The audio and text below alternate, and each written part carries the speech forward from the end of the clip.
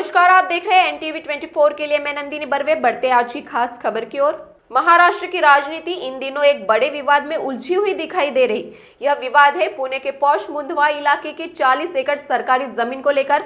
आरोपों की चिंगारी इतनी तेज भड़की कि अब विपक्ष की सियासी गोलीबारी तो जारी है, बल्कि भाजपा और उसके सहयोगी राष्ट्रवादी कांग्रेस पार्टी के बीच भी मतभेद गहराने लगे। देखिए यह खास रिपोर्ट। मामला पुणे की सरकारी जमीन से जुड़ा हुआ है जो दलितों के लिए आरक्षित थी। पार्थ पवार के स्वामित्व वाली कंपनी अमेडिया होल्डिंग्स एलएलपी, जिनमें अजित पवार के भतीजे दिग्विजय पाटिल साझेदार है, पर जमीन घोटाले का आरोप लगा। आरोप ये भी है कि मंत्री का बेटा होने के कारण पार्थ पवार को अनुचित लाभ मिला।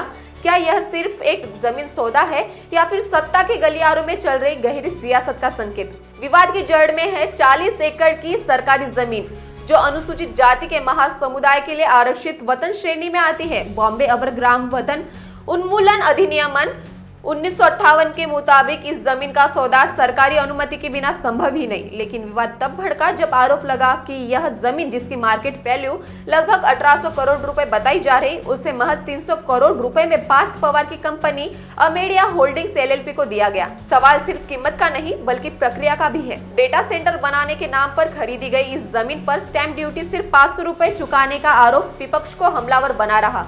शिवसेना उद्धव गट का दावा है कि अमेडिया कंपनी की पूंजी महज 1 लाख रुपए है। ऐसे में इतनी बड़ी परियोजना की अनुमति कैसे दी गई? कंपनी के साझेदार है दिग्विजय पाटिल, अजित पवार के भतीजे। इसी से विपक्ष का आरोप लग रहा कि मंत्री का बेटा होने के कारण पार्थ पवार को अनुचित लाभ मिला। विवाद गहराया तो महाराष्ट्र के उप मुख्यमंत्री अजित पवार सामने आए। उन्होंने कहा 1 रुपए के लेन देन के बिना कोई दस्तावेज पंजीकृत कैसे हो सकता। साथ ही उन्होंने आरोपों को आगामी स्थानीय निकाय चुनाव से जोड़ने की कोशिश की और कहा कि जांच जारी है, सच सामने आ जाएगा। अजित पवार पालक मंत्री, उप मुख्यमंत्री जैसे पद संभाल रहे, पर क्या उनका ध्यान अपने ही घर पर नहीं? इतनी बड़ी डील किसी भी तरीके से बिना किसी मंत्री के सहायता से नहीं हो सकती। इसी बीच विपक्ष रुकने को तैयार नहीं। लोकसभा में विपक्ष के नेता राहुल गांधी ने महायुति सरकार पर तीखा हमला करते हुए कहा, वोट चोरी करके सरकार बनाई, अब जमीन चोरी में जुटे। उन्होंने प्रधानमंत्री की चुप्पी पर भी सवाल उठाए। पुणे पुलिस की आर्थिक अपराध शाखा ने बाकायदा मामला अपने हाथ में ले लिया है। एफआईआर बावधन पुलिस स्टेशन से ट्रांसफर की गई। इस मामले में 9 लोगों को एफआईआर दर्ज की, जिनमें पुणे के तहसीलदार सूर्यकांत येवले, धनंजय पाटिल और शीतल तेजवानी भी शामिल है।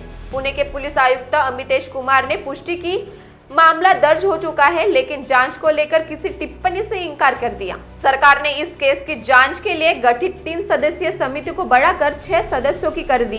इस पूरी राजनीतिक हलचल ने प्रशासन पर एक और बड़ा सवाल खड़ा कर दिया। क्या महाराष्ट्र के मुख्यमंत्री एक साथ 4 पदों की जिम्मेदारी प्रभावी तरीके से निभा पा रहे? मुख्यमंत्री के पास पहले से ही राज्य की कमान, अर्थ मंत्रालय, पालक मंत्री की जिम्मेदारी और कई प्रशासनिक मोर्चे। विशेषज्ञ मानते हैं कि इतनी बड़ी जिम्मेदारियों का एक साथ होना शासन की गति को प्रभावित कर सकता।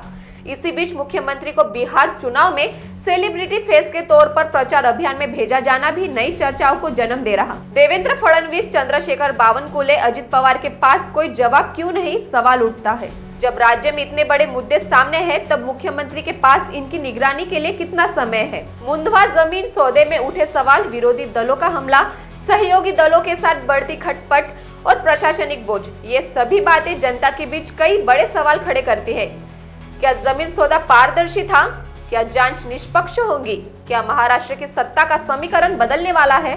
सबसे बड़ा और अहम सवाल, क्या मुख्यमंत्री की अनेक जिम्मेदारियां प्रशासन पर असर डाल रही? यह मामला सिर्फ एक जमीन सौदे का नहीं रह गया। अब प्रशासन, राजनीति, पारदर्शिता और सत्ता संतुलन, इन सभी का सवाल बन चुका। जांच के नतीजे क्या होंगे? दोषी कौन होगा? और इस विवाद का महाराष्ट्र की राजनीति पर क्या असर पड़ेगा? यह आने वाले दिनों में साफ हो जाएगा। हम इस खबर पर लगातार नजर बनाए हुए हैं। तब तक के लिए देखते रहिए एनटीवी 24।